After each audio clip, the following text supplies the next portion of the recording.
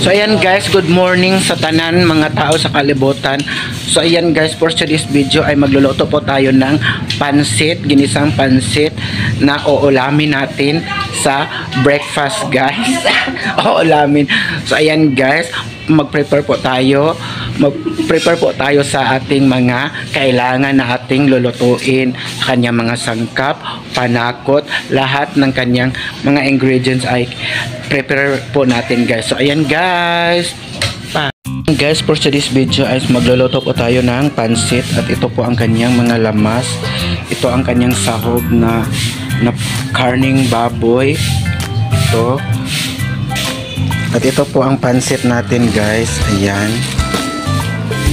Ayan, dito pa sa cellophane. So hugasan po natin ito guys para ating maluluto. At ito po ang kanyang sangkap guys na mga cabbage. Marami ito, iba't iba at carrots. Ito po ang kanyang mga sangkap guys. Ito. Ayan.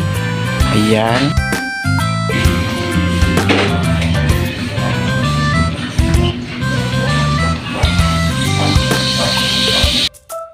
Ayan guys, pinapakuluan na po ang oil sa manulet guys.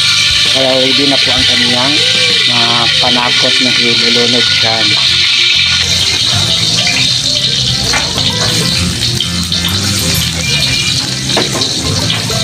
Ayan na guys, yan na po ang bawang at sibuyas na bombay guys.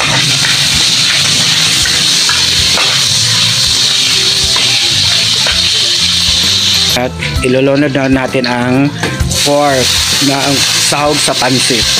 Yan po ang karning baboy na pork.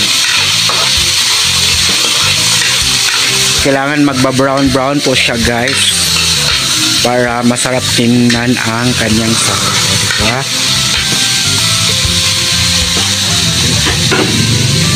At pagkatapos ay ilulunod natin ang pansit. So ayan guys, karawin po natin guys. So ayan, na brown na po guys. For today's video guys ay nagluto po tayo ng pansit. At ilulunod natin ang kanyang gulay sa pansit guys. At pagkatapos nito ay ang pansit na naman ang ating isusunod na ilulunod dito sa ating mahiwagang kawali guys. Ayan guys, tingnan nyo po. At tingnan nyo lahat-lahat ng video. Char! Ayan. Parang luto na ang kaniyang gulay para sa pansit to. Ilunod natin ang ating pansit guys. So ayan, yan po ang pansit. So karawin natin guys. Karawin natin siya para ma-absorb ang kaniyang mga sangkap. So ayan. Lagyan ng kaunting toyo ang pansit. So ayan.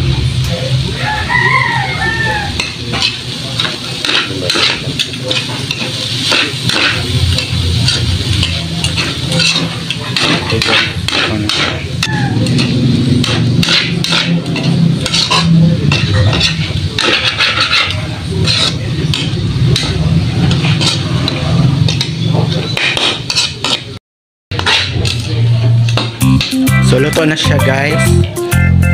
So yung mga mga pataban, lagyan natin ng bell pepper. Tawagin aktal.